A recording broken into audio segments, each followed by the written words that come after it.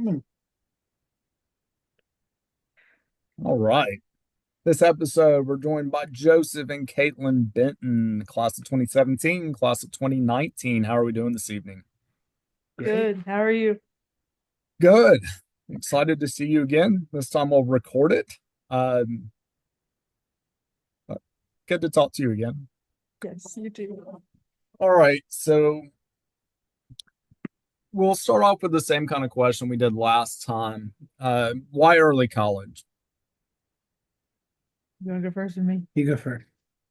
Well, I want to go to early college because I want something different. Oh, Jackie, we can't play with toys right now. I want something different for high school. Also, the bragging rights of saying I'm graduating with an associate's degree before my high school diploma. Love it. Joseph? Mine was totally different. Mine was a combination of my mom really wanted me to go. She talked about it a lot. So that was a big push. And then the second one was in Conway, they have initiation.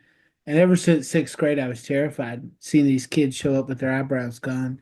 And I really didn't want to go through that. So I remember when I got my acceptance letter at early college, I kept it in my back pocket all of eighth grade year, just in case someone tried to initiate me. I could say back off. I'm just going somewhere else.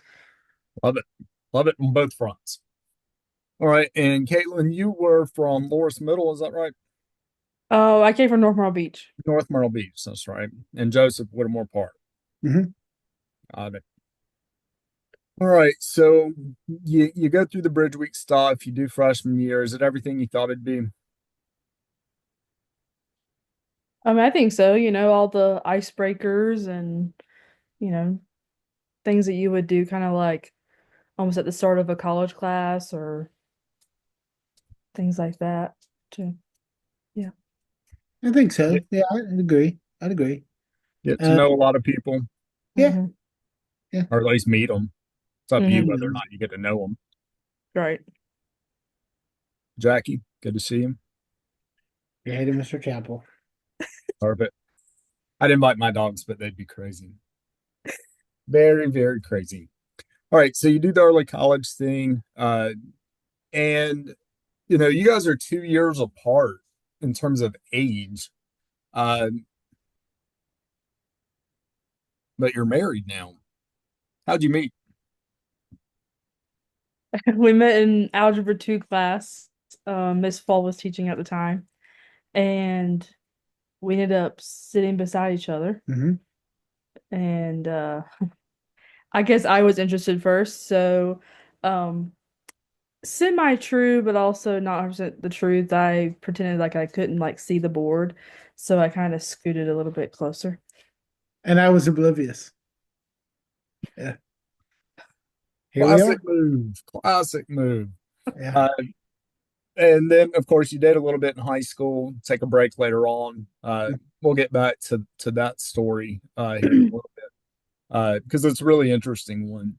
Uh, and like I was telling you before we started, not the first early college couple I've interviewed. Sometimes it happens, and also not the first time from different grade levels. The other couple was 2019 and 2018, uh, which is cool. That part's cool.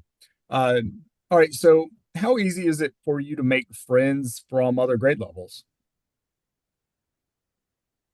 I don't know. I mean, not super easy, I guess. Yeah. I mean, it was just like we happened to have the same class, but also you meet a lot of people in like the after school clubs too. Like what was the one? Mu Alpha Theta, I think was the math Oh, yeah, the one, math one. and National Honor Society, all of that. You kind of interact with people.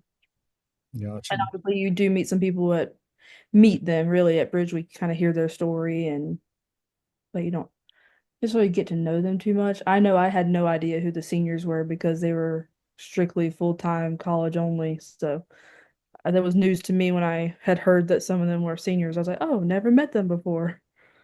Yeah. For me, I'm just very outgoing. So I Yeah. got to know, I mean, people love me. So I got to know tons of people. So I mean, for me it was a little different, but I do agree when I was in ninth grade, I didn't know who the seniors were, Yeah. period. So I'd say that was probably the only one. But as I became a senior, I got to know everybody below me, I guess, working in different clubs, student council, different things like that. But it's also like it's such a small school, you kind of just know of everyone. Oh, yeah. So, Small town vibes, right? yeah. For Yeah. sure. Everybody knows everybody's business, Yeah, Yeah. which is good and bad. Yeah. absolutely. All right, so you do the early college thing. You're kind of on your own tracks. You get to senior year. Katelyn, you know what you're going to do for a career yet? Yes, I thought throughout, I kind of always want to go into dentistry. I thought I want to be a dentist, more specifically like an orthodontist, one that does braces. I did that project in your class, realized how much student loan debt I was going to be in and how long it was going to take me to pay it off. Um, and I was like, I don't know if I even want to go to school for that long. Um, and now I know that there's a lot of like liability to being a dentist too. So I'm really glad with my decision of going to tech to be a dental hygienist, coming out debt free and making really good money being What a would you say, Caitlin? Because not a lot of people do the dental hygienist route with Mhm. early college. Uh, what would you say to them for maybe people who are interested in maybe medical, maybe dental? But what would you say to them? Or what would you also say to those who are like, I'm going to be a surgeon? What advice would you have for them? I would definitely tell them to go shadow what they think they would want to do. Look into what you need to do in order to become that profession. So like for me, I was able to take all of my prerequisite courses while at early college to go into dental hygiene school. Um, and then just shadowing, asking questions like, what do you like about your job? What do you not like about your job? Lots of things to consider for sure. No, I love that. And I've started actually getting in the habit too whenever I go on doctor's appointments. Because as I get older, I get to go to more doctors, which is fun.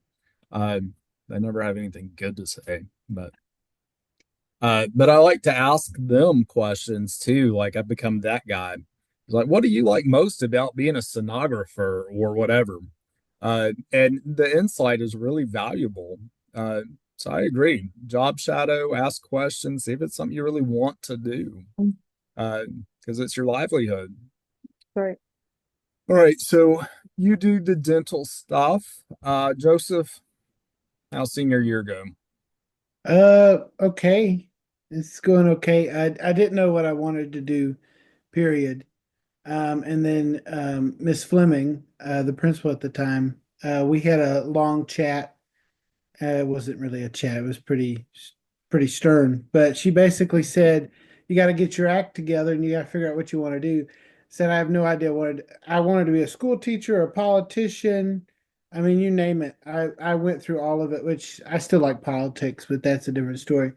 But yeah, I didn't know what I wanted to do. So she was like, "Okay, well, you're going in the military, buddy." And I was like, "Sure, whatever works." So I joined the military and was there for 6 years. And then went into the Montana Air National Guard, and I still am a part of that. And yeah, it was amazing for me. I mean, it took me forever to figure out what I wanted to be. Just figured it out, but those things take time, I guess you could say. Yeah. And in early college, we kind of force your hand a little bit, right? Like, all right, you're 15. Let's decide our future right now. Yeah, yeah, Because things are 2 years ahead, you kind of Right. yeah. just have to. And you're also getting the degree, so you got to figure out, well, how's that going to play Mhm. into it? And Right. you have the extra challenge too in terms of like age, because Caitlin, you can correct me if I'm wrong on this, but there's some age requirements on some of the tech programs, right? Mhm. Mhm. Some of them, Yeah. like medical wise, you have to be at least 18.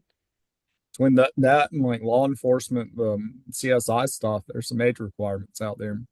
And so that kind of puts you in a different arena altogether, as you try to navigate that. Uh, all right, so let's revisit this Montana thing. You join the military, you're sent to Montana. I'm a social studies teacher, so I know based on the geography that Montana is bordering Canada.